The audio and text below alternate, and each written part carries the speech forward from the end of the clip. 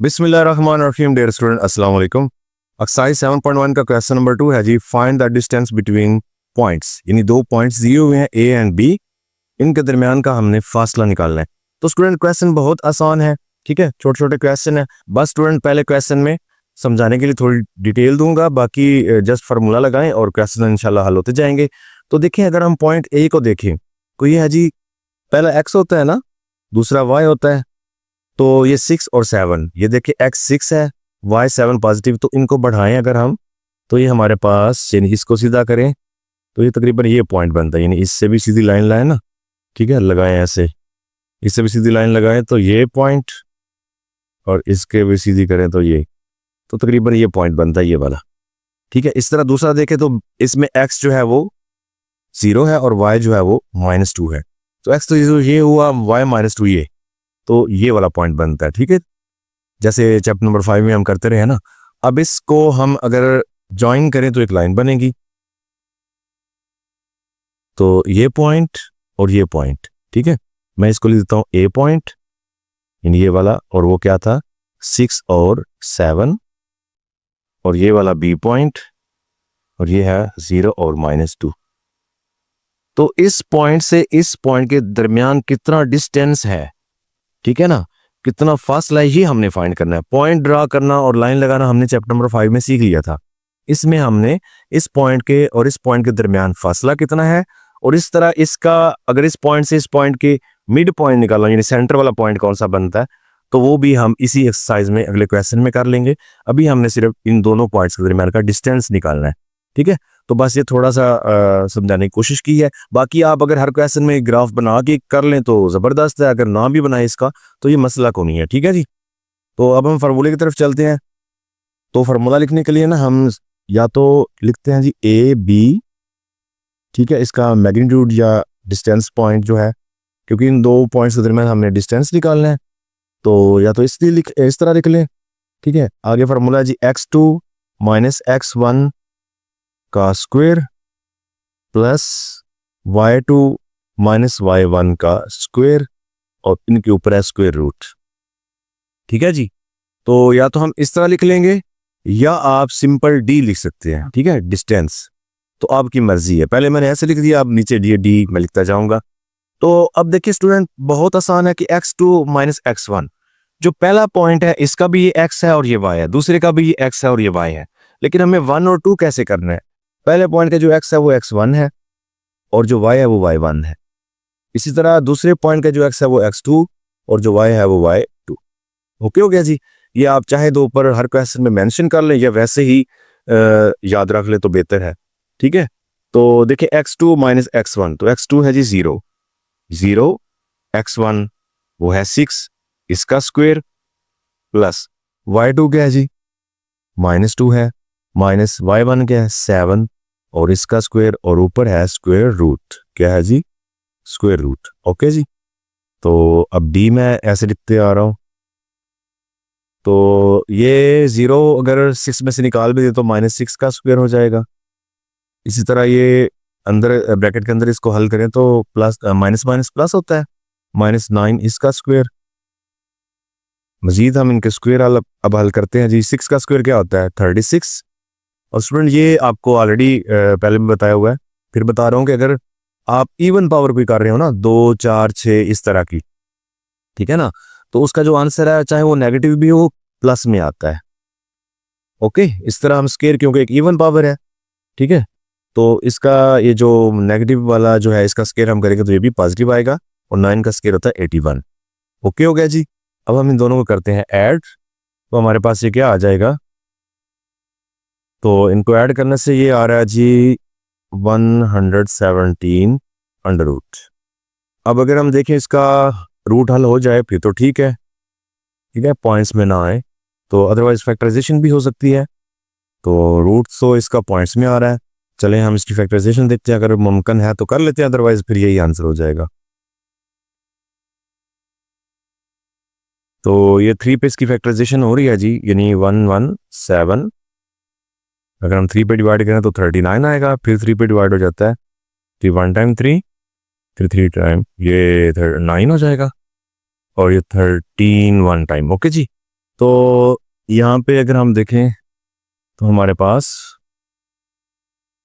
3 का स्क्वायर यानी ये पेयरिंग में हो गया मल्टीप्लाई बाय 13, तो ये कैंसिल। और डिस्टेंस कितना है जी 3/√13।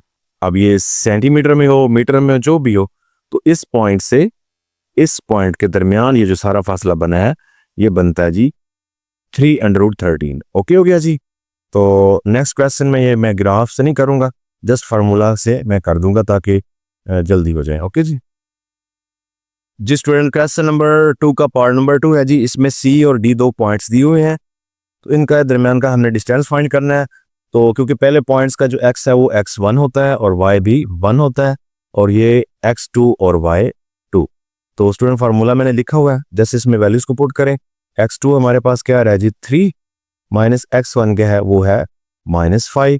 एक तो माइनस फार्मूले में है, एक वो खुद भी माइनस में है, तो हम डबल ब्रैकेट इस्तेमाल कर लेते हैं ऐसे, और उसका स्क्वायर प्लस y2 क्या है जी वो है 2, ये y2 है माइनस, और y1 भी -2 है जी, तो -2 और स्क्वायर ऊपर इसका स्क्वायर होगा। ओके जी।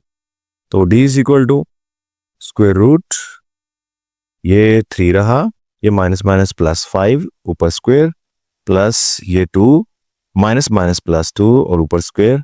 मजीद इसको सॉल्व करें तो क्या आएगा हमारे पास, ये 3 और 5 8 का स्क्वायर प्लस ये 4 का स्क्वायर। ओके जी। मजीद देखें तो 8 का स्क्वायर क्या आता है जी 64, और 4 का स्क्वायर क्या आता है 16 ऊपर रूट।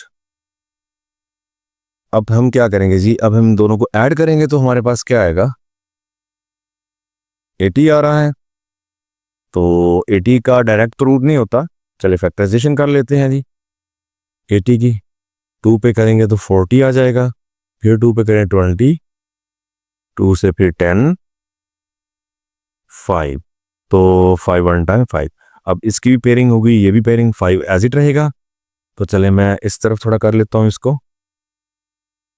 तो d इज इक्वल टू, ये 80 था, 80 की फैक्टराइजेशन होगी 2 स्क्वायर मल्टीप्लाई 2 स्क्वायर और 5 एज इट ऊपर स्क्वायर रूट। ओके जी। तो ये भी कैंसिल, ये भी d इज इक्वल टू ये 2 बाहर फिर 2 और ये 5 under root, d is equal to 2 time 4 और अंडर रूट 5। तो ये इसके दो जो पॉइंट्स थे उनके दरमियान का डिस्टेंस आ गया। ओके जी। तो नेक्स्ट हम इसका पार्ट नंबर 3 करते हैं। जी स्टूडेंट, पार्ट नंबर 3 है, इसमें एक L पॉइंट है जी, एक M पॉइंट है। तो L का जो x है ये x1 और y जो है ये y1, और M का जो x है ये x2 और y जो है ये y2। अब फार्मूला मैंने नीचे लिखा हुआ है, जस्ट इसमें वैल्यूज को पुट कर देते हैं। ठीक है जी। x2 हमारे पास आ रहा है -2 -0 क्योंकि x1 0 है और इसका स्क्वायर, प्लस y2 हमारे पास आ रहा है -4 माइनस और 3 है और इसका स्क्वायर। ओके जी। तो d इज इक्वल टू, यहाँ पे हम देखें तो हमारे पास ये -2 सिर्फ बच रहा है क्योंकि 0 का भी फर्क नहीं पड़ने वाला, इसका स्क्वायर प्लस इस तरह ये 4 और 3 माइनस माइनस प्लस होता है -7 का स्क्वायर। तो d2 का स्क्वायर क्या आएगा जी स्टूडेंट, +4 आ जाएगा। मैंने पहले ही बताया कि स्क्वायर करने से आंसर जो है वो पॉजिटिव ही आता है। तो ये 7 का स्क्वायर करें तो ये भी 49। ओके जी। अब इन दोनों को ऐड करें तो हमारे पास ये क्या आ रहा है 49 में 4 को ऐड करें तो 53। अब 53 का ना तो स्क्वायर रूट होता है और ना इसकी फैक्टराइजेशन, तो स्टूडेंट यही इसका फिर आंसर है कि √53।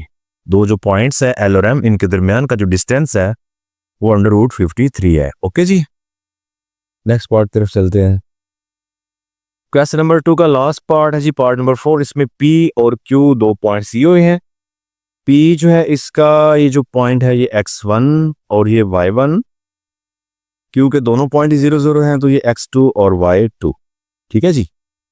तो फार्मूले में अगर हम इनको पुट करें तो d is equal to x2 क्या है जी 0 माइनस x1 क्या है -8 उसका स्क्वायर प्लस y2 क्या है जी 0 और यहाँ पे -7 और इसका भी स्क्वायर और ऊपर इनके स्क्वायर रूट है। ओके जी। डी इज इक्वल टू, चलो स्क्वायर रूट पहले लगा लेते हैं, माइनस माइनस ये +8 हो जाएगा जी इसका स्क्वायर।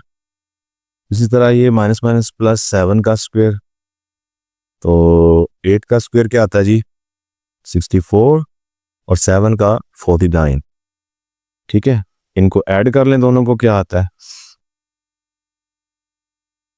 113, 113 इसका रूट।